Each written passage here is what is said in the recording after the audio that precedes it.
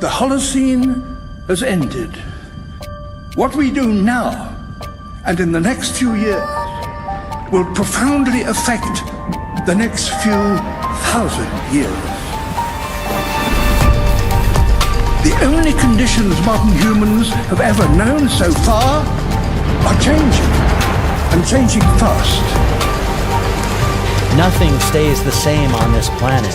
Everything changes.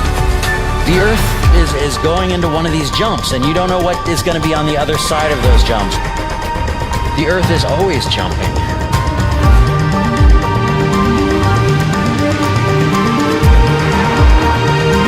Things move on this planet. Things are not still. Everything is turning.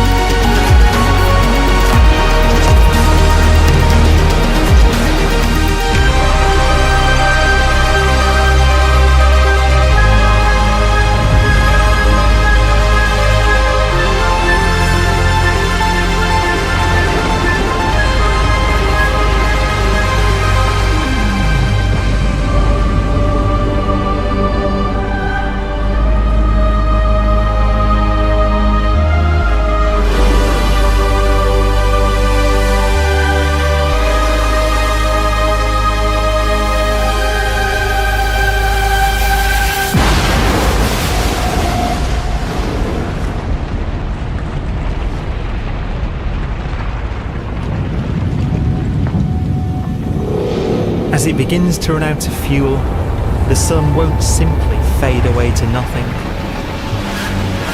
Its core will collapse, and the extra heat this generates will cause its outer layers to expand.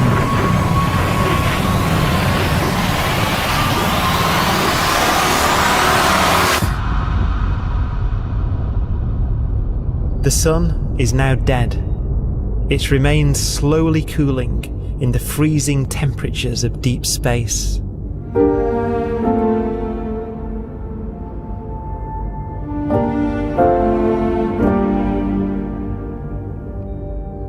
The fate of the sun is the same as for all stars. One day they must all eventually die, and the cosmos will be plunged into eternal night. All stars eventually will run out of fuel. The temperature of the universe drops. The stars, one by one, in the night sky, will turn off. And there'll be no more new stars created. And so that the universe will end not with a bang, but with a whimper. And not in fire, but in ice.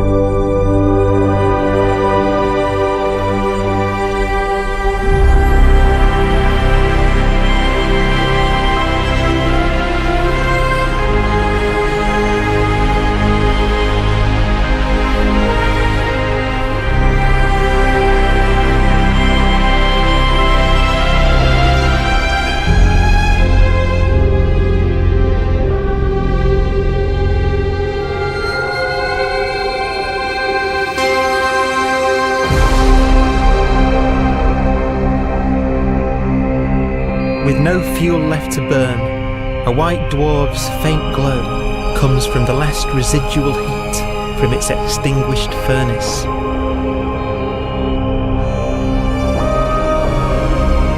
Looking at it from where the Earth is now, it would only generate the same amount of light as the full moon on a clear night.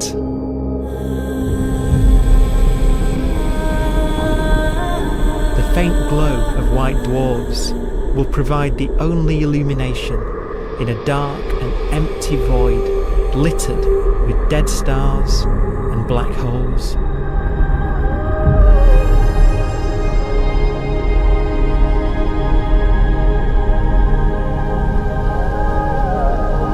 some ways, it's kind of a ghost universe. It's the corpses, the zombie stars, that will take us into the future.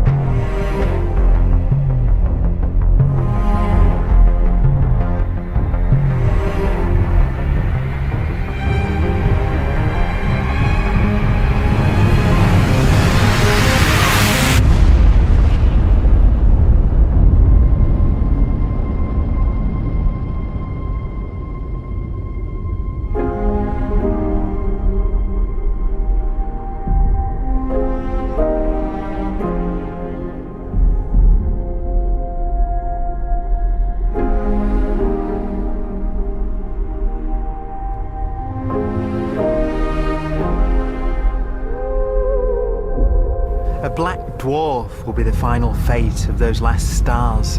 White dwarfs that have become so cold that they barely emit any more heat or light. Black dwarfs are dark, dense, decaying balls of degenerate matter, little more than the ashes of stars. Their constituent atoms are so severely crushed that black dwarfs are 1,000,000 times denser than our sun.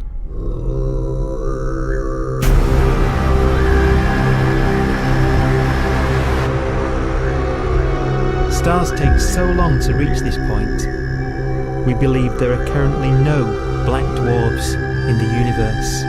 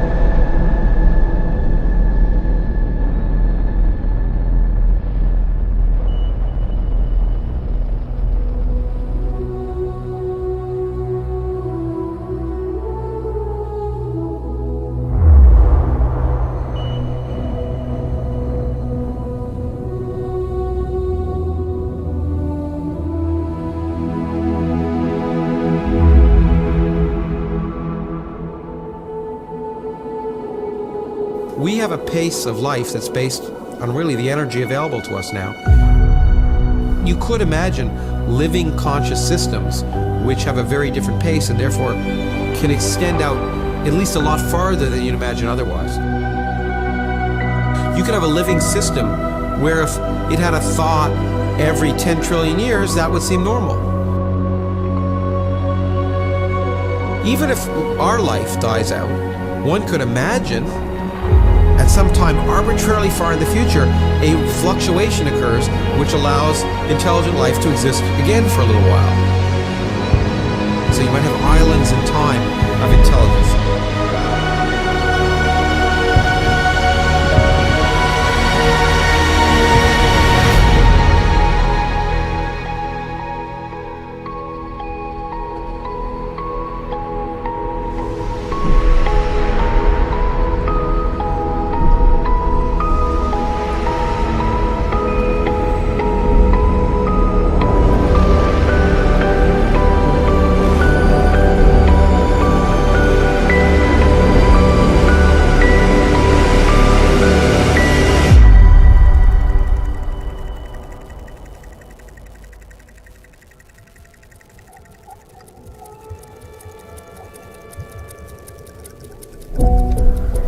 Proton, one of the fundamental building blocks of atomic matter, of what makes us up, can just spontaneously fall apart. Any material that evades the pull of a black hole eventually dies away as its protons disintegrate.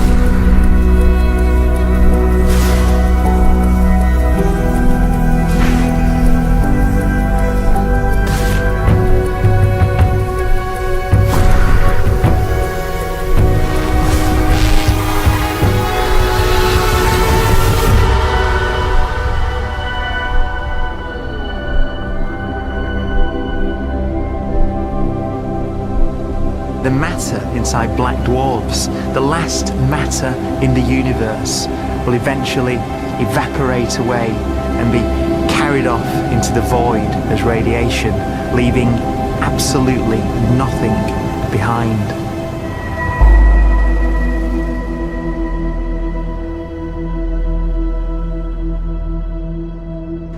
With the black dwarfs gone, there won't be a single atom of matter left.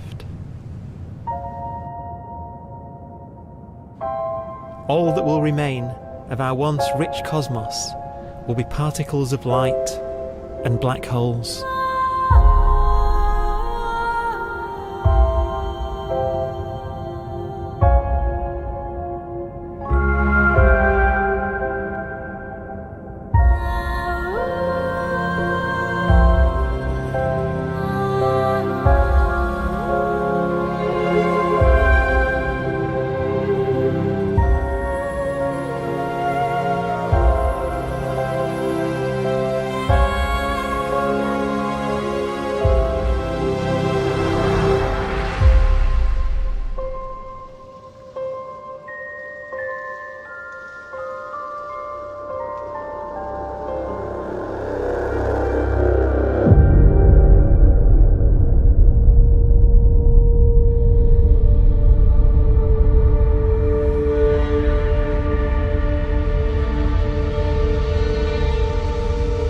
The arrow of time creates a bright window in the universe's adolescence, during which life is possible. But it's a window that doesn't stay open for long. As a fraction of the lifespan of the universe, as measured from its beginning to the evaporation of the last black hole, life, as we know it, is only possible for 1,000th of a billion billionth billion billionth billion billionth of a percent.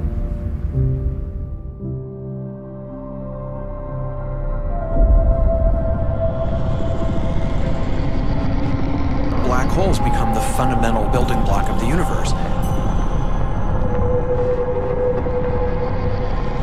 A galaxy will basically be a supermassive black hole in a center with smaller black holes orbiting it. Zombie galaxies filled with black holes continue to evolve. They'll eat each other and they'll get bigger, and maybe they'll fall into the supermassive black hole and it'll get bigger. The universe will still be an exciting, dynamic place. It's just that the timescales you're talking about are now trillions of years instead of thousands or millions of years.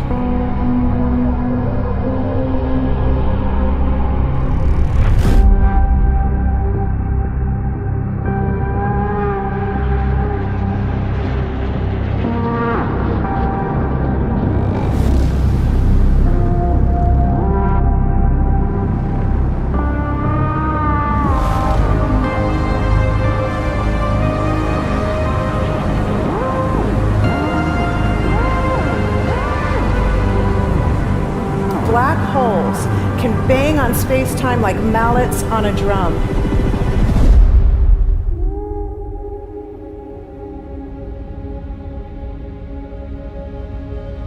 And they have a very characteristic song.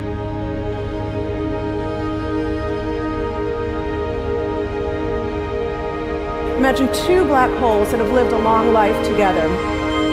At the end of their lives, they're going around each other, crossing thousands of kilometers in a fraction of a second. As they do so, they leave behind in their wake a ringing of space, an actual wave on space-time.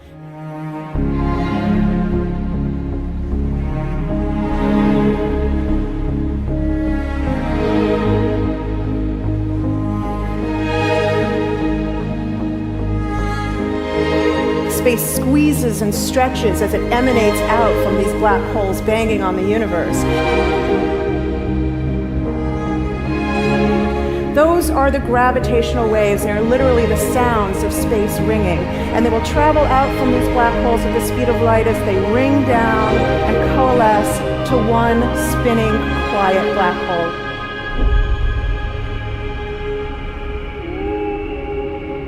If you were standing near enough, your ear would resonate with the squeezing and stretching of space. You would literally hear the sound.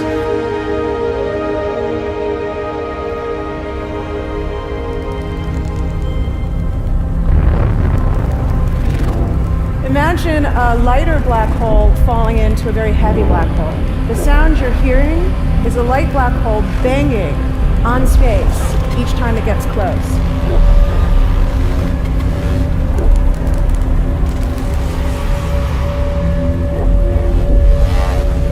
As it falls in, it gets faster and it gets louder.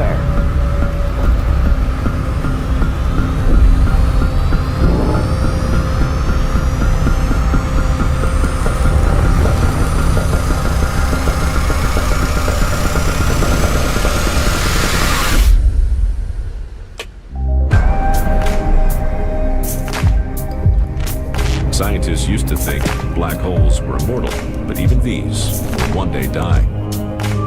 Now we're talking about timescales of unimaginable length, quadrillions of years into the future. On that timescale, even the black holes begin to evaporate.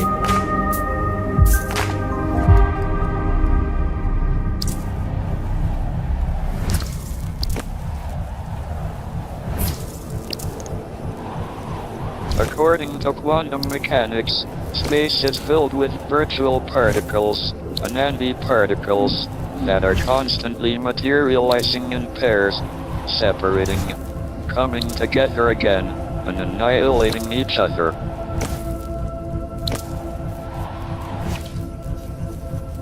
In the presence of a black hole, one member of a pair of virtual particles may fall into the hole, leaving the other member without a partner with which to annihilate.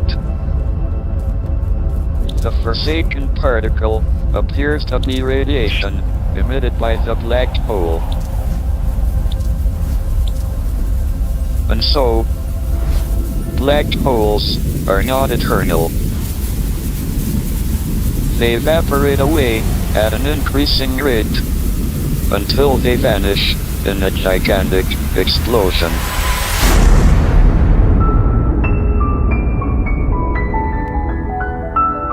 Quantum mechanics has allowed particles and radiation to escape from the ultimate prison, a black hole.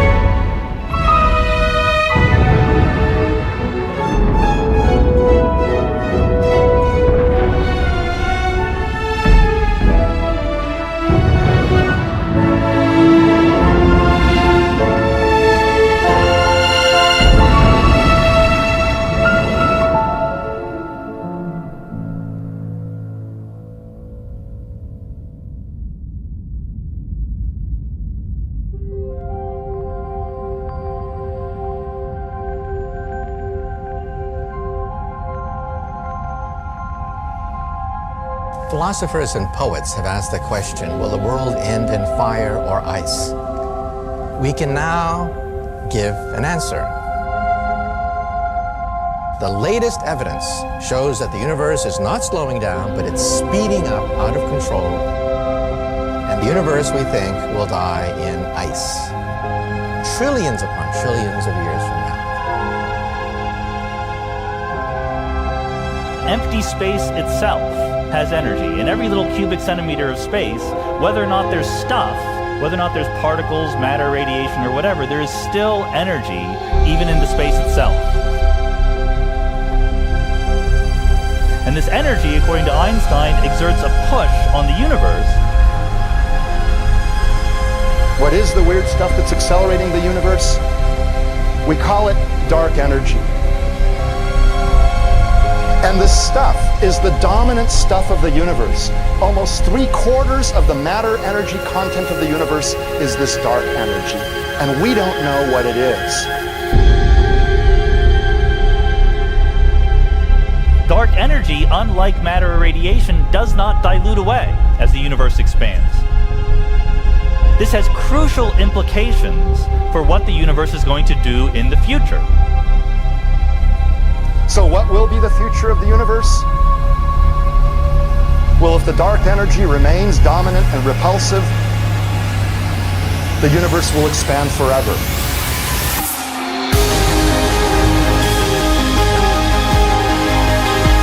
Faster and faster and faster with time. A runaway universe. 70% of the energy of the universe resides in empty space, and we don't understand why. But we do know what will happen. If that energy continues to be there, the universe will become cold and dark and empty. That's the future as it might be. We don't know because we don't yet understand the nature of dark energy. Until we do, we won't know the future. We won't even understand our own origins. And that's why we want to know and study this subject.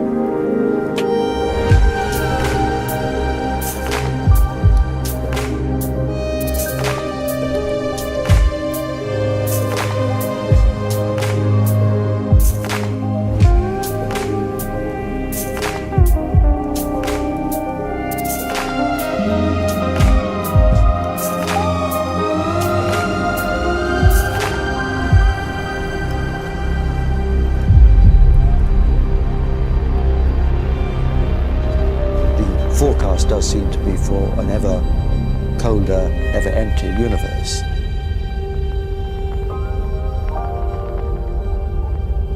But then, of course, we have to ask, could that end lead to a new beginning?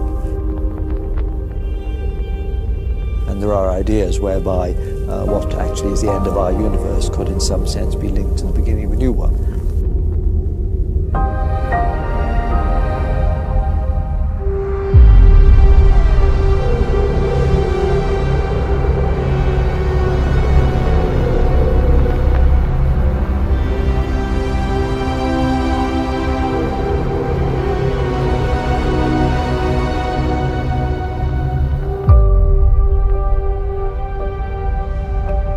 We've worked out the mathematics, the equations. They seem to say that if you have an atom smasher that can concentrate tremendous amounts of energy at a single point, you can perhaps open up a gateway, a baby universe.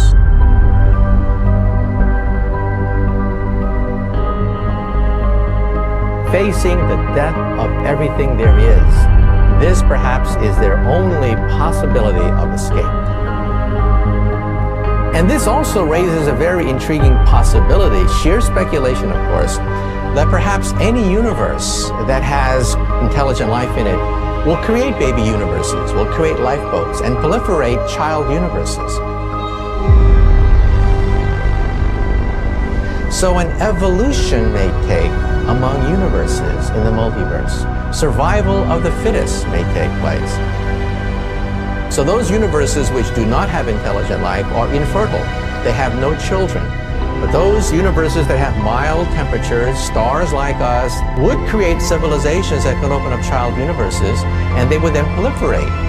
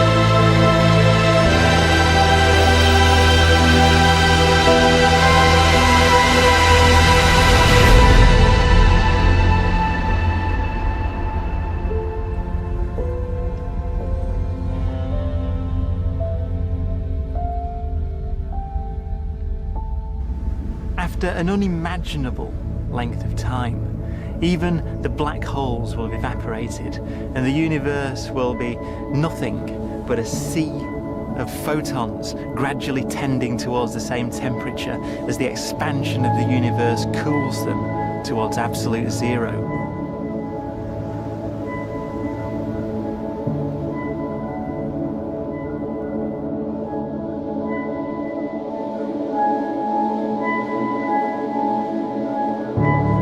Once the very last remnants of the very last stars have finally decayed away to nothing, and everything reaches the same temperature, the story of the universe finally comes to an end. For the first time in its life, the universe will be permanent and unchanging. Entropy finally stops increasing because the cosmos cannot get any more disordered. Nothing happens, and it keeps not happening forever.